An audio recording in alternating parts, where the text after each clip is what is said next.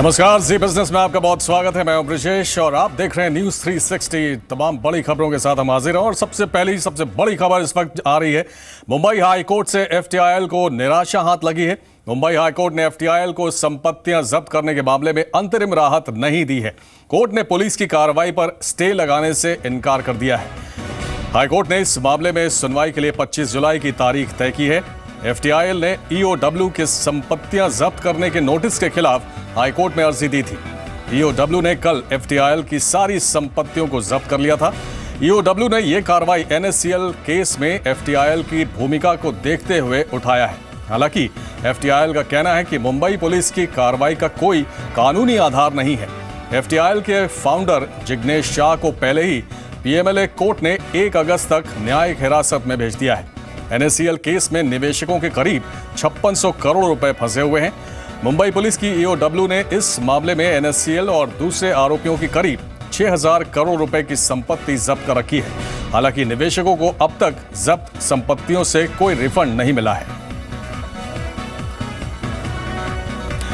और वही बात करते हैं अपने संवाददाता तरुण से, जो मुंबई से हमारे साथ जुड़ रहे हैं। तरुण, कह सकते हैं कि 2 दिन में 2 झटके लगे एफटीआईएल को। आज मुंबई हाईकोर्ट से भी बड़ा झटका लगा है।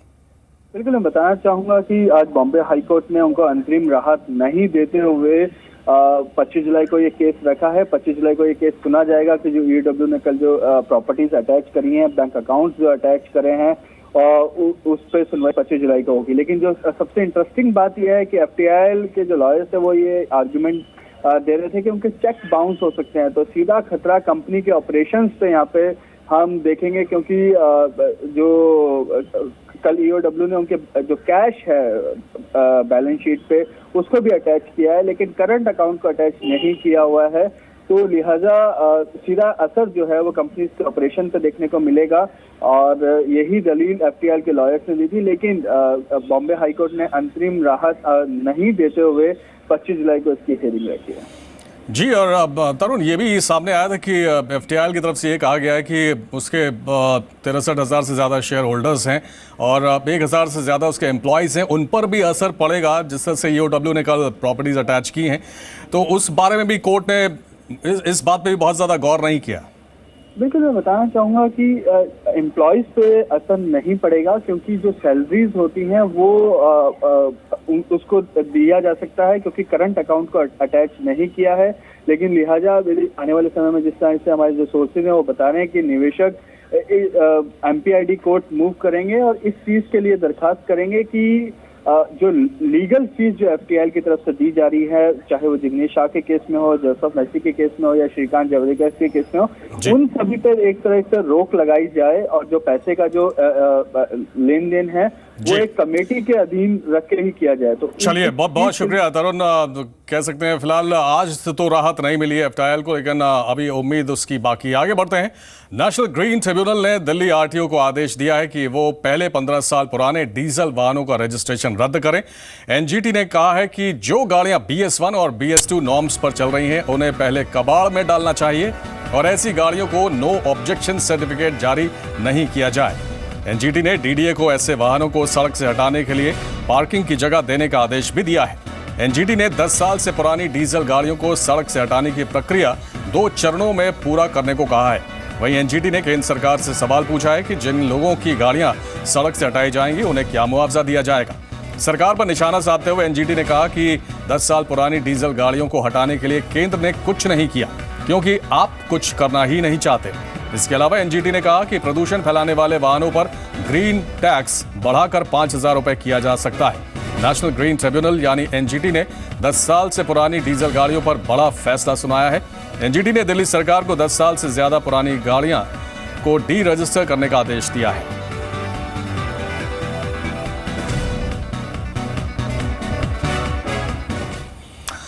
आगे बढ़ते हैं। रेल यात्रियों के लिए ऑप्शनल इंश्योरेंस स्कीम को हकीकत में बदलने की दिशा में रेलवे अब महज कुछ ही कदम दूर है। स्कीम के लिए 19 इंश्योरेंस कंपनियां आईआरसीटीसी की बिडिंग प्रक्रिया में शामिल हुई। इनमें से 2 कंपनियां बिडिंग में पैमाने पर खरी नहीं उतर पाईं, लिहाजा उन्हें आईआरसीटीसी ने डिस्क्वालीफाई कर दिया। बाकी 17 इंश्योरेंस कंपनियों की फाइनेंशियल बिड मंगलवार को आईआरसीटीसी में खुली। फाइनल बिडर का सिलेक्शन 2-3 दिन में कर लिया जाएगा। रेलवे ऑप्शनल इंश्योरेंस स्कीम के लिए एक से ज्यादा कंपनी का चयन कर सकता है। इस स्कीम में देश की दिग्गज इंश्योरेंस कंपनियों ने हिस्सा लिया। इनमें भारतीय AXA life insurance, HDFC Ergo, United India Insurance, National Insurance Company, Bajaj Allianz, Apollo Munich शामिल हैं।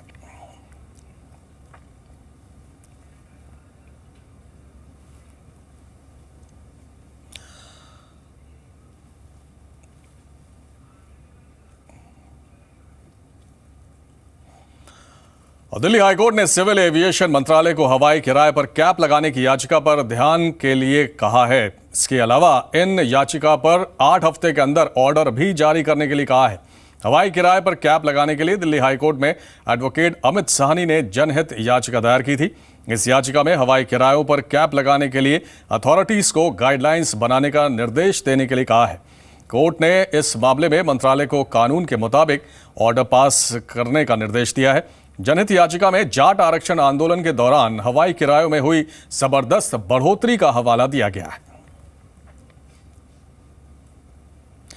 और एक बड़ी खबर आप देख रहे हैं, दिल के मरीजों के लिए अच्छी खबर है। सरकार ने स्टेंट की कीमतें तय करने का फैसला लिया है। इससे बाजार में ऊंची कीमत पर मिलने वाले स्टेंट की कीमतों पर लगाम कसने में मदद मिलेगी। इस बारे में सरकार ने एक्सपर्ट कमेटी की सिफारिशों को मंजूर कर लिया है और इस बारे में नोटिफिकेशन जारी कर दिया है। और जी बिजनेस पर हमने पहले ही इस बारे में बताया था अपने दर्शकों को कि सरकार इस तरह का फैसला ले सकती है। स्टेंट की जो ऊंची कीमतें हैं बाजार में और जो तमाम दिल के मरीज हैं उनको बहुत राहत मिलने वाली है। असीम मनचंदा हमारे संवाददाता फोन लाइन पर हैं। असीम, दिल के मरीजों के लिए एक बहुत बड़ी राहत की खबर हो सकती है, क्योंकि स्टेंट के दाम जिस तरह से बढ़े हुए हैं और बढ़े हुए दामों पर मिलते हैं, उससे कम से कम आम जो लोग हैं उनको बहुत राहत मिलेगी। ये सही कहा आपने, जो दिल के मरीज हैं उनको जो है राहत मिल सकती है इसमें, क्योंकि इससे पहले जो था कि स्टेंट के दाम में कोई तय नहीं था। MRP जो है उसका बहुत बढ़ा चढ़ा करके लिखा जाता था, यानी कि अगर 25,000 का MRP है तो उसका 25,000 का स्टेंट है तो उसका MRP जो है करीबन 1 लाख रुपए तक रखा जाता था। तो जो आम उपभोक्ता था उसको किसी भी तरह की जानकारी जो है वो नहीं मिलती थी। लेकिन अब सरकार ने जो है इसको national list of essential medicine के अंदर जो है वो डाल दिया, यानी कि इसका प्राइस जो है अब सरकार कंट्रोल करेगी। हालांकि अब इसका प्राइस क्या होगा उसके लिए अलग से एक नोटिफिकेशन जो आएगा, नेशनल फार्मास्यूटिकल अथॉरिटी जो है उसके लिए एक अलग से नोटिफिकेशन जारी करेगी। लेकिन सरकार का ये इरादा है, सरकार ने ये तय कर दिया है इसको एसेंशियल लिस्ट ऑफ मेडिसिन में डाल करके कि सरकार इसका प्राइस जो है वो कैप करने जा रही है।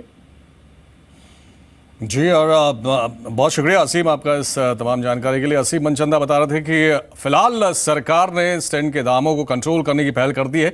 दाम क्या होंगे इस बारे में एक अलग कमेटी तय करेगी कि आने वाले समय में दाम क्या होंगे। चलिए आगे बढ़ते हैं। विजय माल्या और यूबी होल्डिंग्स से बकाये की रिकवरी के लिए किंगफिशर का लोगो, ब्रांड और ट्रेडमार्क फिर नीलामी के लिए आ रहा है। नीलामी करने वाली SBI कैप इस बार रिजर्व प्राइस में करीब 36 करोड़ रुपए की कमी के साथ इसे ऑक्शन के लिए ला रही है। SBI कैप ने अप्रैल में इसके लिए 366 करोड़ 70 लाख रुपए रिजर्व प्राइस तय की थी, लेकिन इस बार रिजर्व प्राइस 330 करोड़ 3 लाख रुपए रखी गई है। ऑनलाइन नीलामी की तारीख 25 अगस्त तय की गई है। कुल 9 ट्रेडमार्क को नीलामी के लिए रखा जा रहा है। पिछली नीलामी में कुल 11 ट्रेडमार्क थे, जिसमें से 2 एक्सपायर हो चुके हैं, जबकि बैंकों ने जब इस ब्रांड को गिरवी रखने के बदले लोन दिया था तब इसकी वैल्यू करीब 4,000 करोड़ रुपए आंकी गई थी। हालांकि इस बार भी खरीदार मिलने के आसार कमी है, क्योंकि कोई भी कंपनी ऐसे किसी ब्रांड को खरीदने में परहेज करेगी जिसके प्रमोटर्स को लेकर विवाद रहा हो। 31 जनवरी 2014 तक बैंकों को माल्या से 6,963 करोड़ रुपए की मूल रकम की वसूली करनी है, जबकि ब्याज और दूसरे खर्चों को जोड़कर करीब 9,000 करोड़ रुपए के बकाये का दावा बैंक ठोक रहे हैं। और अब बात बाजार की, जो साल 2016 के सबसे ऊपरी स्तर पर आज बंद हुआ। मिले जुले विदेशी संकेतों के चलते भारतीय बाजारों की मजबूत शुरुआत हुई और कारोबारी सत्र में बाजार में खरीदारी देखने को मिली और बाजार 2016 के ऊपरी स्तरों पर बंद होने में कामयाब रहा। सेंसेक्स 128 अंक और निफ्टी 37 अंक की बढ़त के साथ बंद हुए। रियल्टी, हेल्थ केयर, एनर्जी, तेल गैस शेयरों में सबसे ज्यादा खरीदारी देखने को मिली। कंज्यूमर ड्यूरेबल्स और टेलीकॉम को छोड़कर BSE के सभी सेक्टर इंडेक्स हरे निशान पर बंद हुए और प्रबुद्धार प्रभुदास लीलाधर के दिलीप भट्ट का कहना है कि चुनिंदा सरकारी बैंकों में निवेश फायदेमंद रहेगा। बैंकिंग रिफॉर्म का फायदा पीएसयू बैंकों को होगा। फार्मा सेक्टर में चुनिंदा शेयरों में निवेश करने की उन्होंने सलाह दी है। इट इज़ वेरी डिफिकल्ट, लेकिन अगर बैंकिंग में रिफॉर्म्स हो जाए, थोड़ा बहुत कंसोलिडेशन हो जाए, थोड़ा बहुत वातावरण थोड़ा लिबरलाइज कर दे और take overs, mergers, acquisitions within banking space हो जाए, तो ये banking space, specially the PSU space, can offer a very good opportunity for long term investors.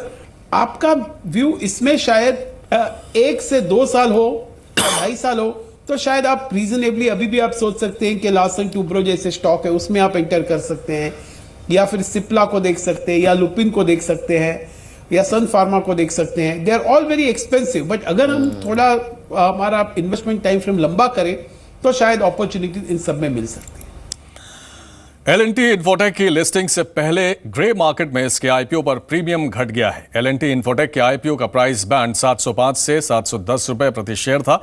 5 दिन पहले इस पर 80 से 90 रुपए का प्रीमियम चल रहा था, लेकिन आज ये घटकर 30 से 40 रुपए रह गया है। इसका कारण है पिछले कुछ दिनों में टीसीएस, इन्फोसिस और विप्रो के पहली तिमाही के कमजोर नतीजे।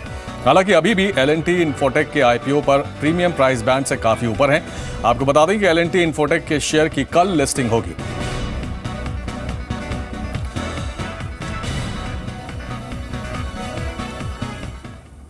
VRL लॉजिस्टिक्स के प्रमोटर्स ने रीजनल एयरलाइंस लॉन्च करने की योजना रद्द कर दी है। स्टॉक एक्सचेंज को दी गई जानकारी में कंपनी ने कहा है कि मौजूदा हालात में कंपनी के लिए एयरलाइंस में उतरना उसके बिजनेस मॉडल के लिए ठीक नहीं है। इसी साल मई में VRL लॉजिस्टिक्स ने रीजनल एयरलाइंस शुरू करने की घोषणा की थी।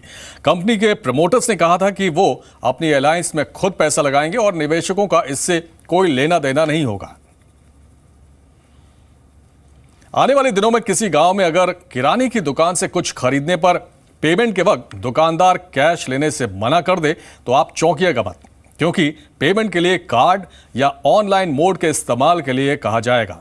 जी हां, ऐसा मॉडल डेवलप करने की तैयारी शुरू हो चुकी है और जल्द ही डिजिटल गांव, digital colony, cashless campus, cashless market place, residential इलाके, कैशलेस कॉलेज डेवलप किए जाएंगे, जहां सिर्फ कार्ड या ऑनलाइन मोड से ही पेमेंट की जा सकेगी।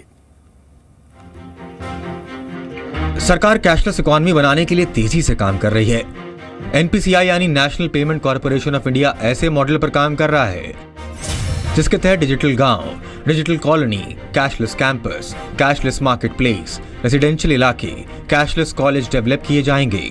यहाँ किसी भी तरह के ट्रांजैक्शन के लिए कैश का इस्तेमाल नहीं होगा, यानी इन जगहों पर हर तरह के ट्रांजैक्शन कार्ड या ऑनलाइन के जरिए ही होंगे। यानी किराना से सामान खरीदने से लेकर स्कूल की फीस, यूटिलिटी बिल्स, सबका पेमेंट कार्ड के जरिए होगा। जानकार इसे देश की इकोनॉमी के लिए अहम तो मान रहे हैं, लेकिन कमजोर इंफ्रास्ट्रक्चर को इसकी राह में बड़ा रोड़ा मानते हैं।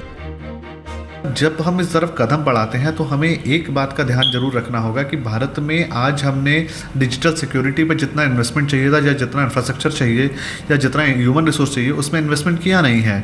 पिछले महीने बांग्लादेश के बैंक से $80 मिलियन गायब चोरी हो गए, इक्वाडोर के बैंक से पैसा चोरी हुआ है, श्रीलंका के बैंक हैक हो गए। सेंट्रल बैंक की हम बात कर रहे हैं, जो सरकारी पैसा है। तो उसमें जो रूरल इकोनॉमी के अंदर जब आप ये लोग उसको पैसे का ट्रांजैक्शन जब मोबाइल बेस के ऊपर करेंगे तो एक बहुत बड़ा साइबर सुरक्षा का खतरा है, जिससे हमें निपटने के लिए तैयारी करनी चाहिए। इस मॉडल को डेवलप करने के लिए बैंकों के साथ बातचीत चल रही है और संबंधित मंत्रालयों के सहयोग से जल्द ही ऐसे डिजिटल गांव या कैशलेस कैंपस की पहचान की जाएगी। देश में 96% रिटेल ट्रांजैक्शन कैश में किए जाते हैं, जबकि महज 3.6% हाउस होल्ड ही कैशलेस ट्रांजैक्शन करते हैं। देश में करीब 60 करोड़ डेबिट और 2 करोड़ क्रेडिट कार्ड यूजर्स हैं। 95% डेबिट कार्ड का इस्तेमाल सिर्फ एटीएम से कैश निकालने के लिए किया जाता है।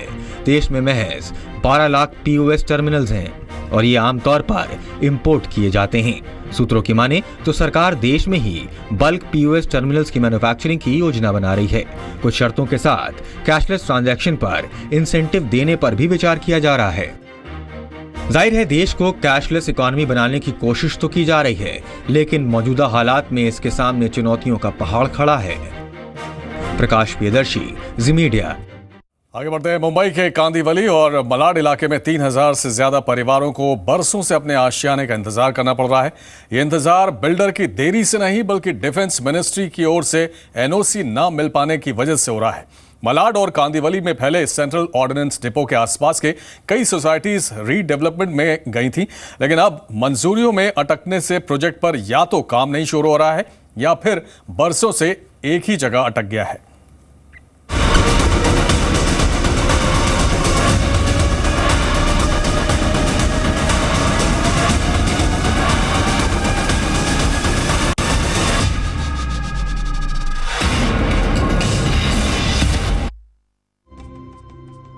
मुंबई के कांदिवली इलाके के जितेंद्र दानी अब बुढ़ापे में जर्जर घर में रहने को मजबूर है। छत से टपकती बूंदों के बीच रात और दिन ये चिंता खाए जाती है कि इमारत कहीं गिर न जाए। दरअसल ये जिस सोसाइटी में रहते थे उसे पुराना और जर्जर बताकर बीएमसी ने पहले नोटिस देकर खाली कराया। सोसाइटी को खाली कराने के बाद इसे रीडेवलपमेंट के लिए दे दिया गया।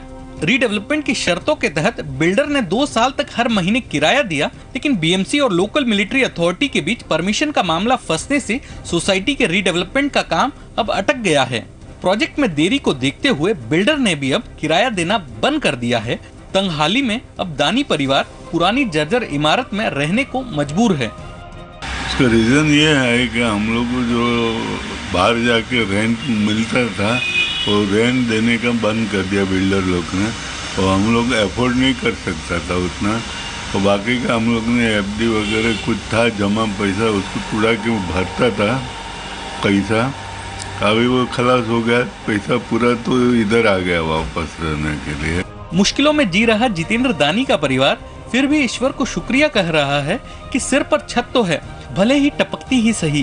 कांदिवली और मलाड इलाके में कई ऐसे भी परिवार हैं जिनकी पुरानी हाउसिंग सोसाइटी को रीडेवलपमेंट में जाने पर तोड़ दिया गया, जबकि बीएमसी और लोकल मिलिट्री अथॉरिटी के बीच परमिशन के चक्कर में नए आशियाने की दूर दूर तक कोई उम्मीद नहीं दिख रही है। मकान खाली करवाया, खाली करने के बाद उसको ग्राउंड लेवल 0 करवाया। अभी ये आईओडी आने के बावजूद भी बीएमसी कमेंसमेंट सर्टिफिकेट नहीं दे रही है। सारा मामला इस बात पर फंसा है कि जिन इलाकों में हाउसिंग सोसाइटी आती है वो डिफेंस एस्टेब्लिशमेंट एरिया के नजदीक है। बीएमसी चाहती है कि लोकल मिलिट्री अथॉरिटी बकायदा नक्शा देकर बाउंड्री बनाकर साफ करे कि कौन कौन से इलाके डिफेंस एस्टेब्लिशमेंट के तहत पाबंदी वाला क्षेत्र है, लेकिन लोकल मिलिट्री अथॉरिटी सारी जानकारी और नक्शे सहित बीएमसी को नोटिफिकेशन नहीं जारी कर रही है। जबकि रक्षा मंत्री मनोहर पारीकर राज्य के मुख्यमंत्री देवेंद्र फडणवीस को अप्रैल में ही चिट्ठी लिखकर नियम साफ कर चुके हैं, जैसे 30 दिन के भीतर लोकल मिलिट्री अथॉरिटी को एनओसी पर फैसला लेना जरूरी है। अगर 30 दिन में जवाब न मिले तो मान लेना चाहिए कि लोकल मिलिट्री अथॉरिटी के पास आपत्ति लायक कोई टिप्पणी नहीं है।